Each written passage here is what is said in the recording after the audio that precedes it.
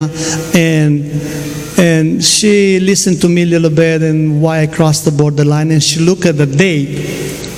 And she looked at my birthday. They said, "Oh, it's your birthday today." I said, "Yeah, it's my birthday today." But in Romanian language, you know, I mean, she speaks Romanian so perfect. But actually, she was a Yugoslavian lady that was working for the judge, right? For the judge, yeah, and like a lawyer, I would say. I don't know. "Oh, it's your birthday today." I said, "Yeah, it is my birthday today. I think I got a good present today that I'm in Yugoslavia and I'm not in Romania anymore." And then I talked to her a lot. I told her about my family. I told her, you know, all about it. And she said, "You know what? I'm going to make a present for you. Just because it's your birthday today, I'm going to make a present for you." I said, "What would be the present?" And she said, "I'm going to make something like a testimony or a declaration or something like that, you know, a story about you that you will never be asked again by nobody in Yugoslavia. Because you know what, after you go to the police station, go to the jail, and then go to the Interpol, and then they interview you, you know how that goes. You know, or every one of them that cross the borderline then know the process." So she said, "I'm going to make something for you that nobody's going to ask you nothing, and you will go for sure." In United States. Actually, it wasn't in the United States. It was Australia. So she did make a paper. She presented to the judge. I went in front of the judge about 11 o'clock, I think, at the same day. And the judge, through her, was talking to me. And she told me, you know, all about it. She said, "You're clear, you're good." And she said, "But you have to go to jail." When I heard about jail and prison, I was freaking out because I'd never been in jail in my entire life. But she saw me like that. She said, "Oh, no, just calm down. You're going to be okay. Everybody has to go through this process. Just because you cross the borderline illegal, you have to go through that process."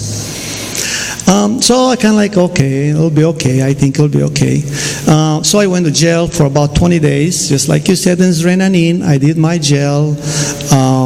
It was a hard work, very hard work. But I never complained because I was already out of Romania. So after that, after the 20 days, sure enough, in those 20 days, I meet a lot of Romanian people in the prison.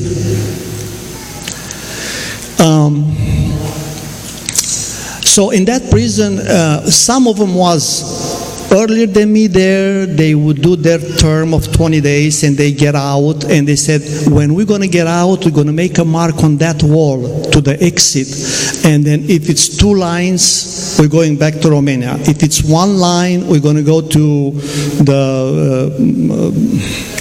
camp." Yeah, we're going to go to the camp. So, and then every day almost was going out, people. So when my time was coming up, but in the meantime, the Interpol, sure enough, was interviewing everybody. Me? Nobody asked me anything. And then everybody says, "Oh, you know what, man, you might going to go back to Romania because you're not being interviewed by Interpol." I was kind of worried, but I was kind of like trusting that lady. I mean, she said that, and I'm sure that's going to happen. And at that day, I know it was me and another guy, which I don't even remember his name. We went out, and there was 3 more people in front of us. Those 3 people went back to Romania, and we went to the camp. Praise God for that. After we went back to camp, it was a certain time, and I was spending about 3 or 4 months in the camp. I was ready to go in Australia, and I received a phone call. I wasn't there. Guess who was it? Was Aurel.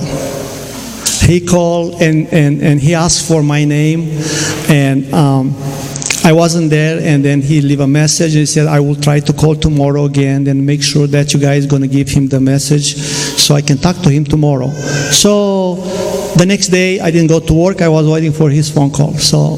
And then he called me and he talked to me and said, so you made it there? I said, oh yeah, I'm so happy that I'm here. And he said, I'm gonna make you a sponsor, so you can come in the United States. I said, Aurel, no, because my way is to Australia, it's not to United States. And he said, no, you're coming to United States. So, and then I was kind of like afraid a little bit about it, but I said, man, if I'm going to go back to the office and I'm going to change my papers from Australia to United States, those people are going to send me back to Romania. I said, you don't even know what you want. So, but I'm going to do it anyway. I'm going to do it. So I went there, and they asked me specific. They said, why do you want to change your paperwork? I said, I've been waiting for 4 months for Australia, and I don't have anything yet. So I have a good friend of mine that he called me from the United States, and then he will send a sponsor for me. He will sponsor me, and I will be out here probably in no time. When do you think he's going to send you the sponsor? I said, probably it's on the way now.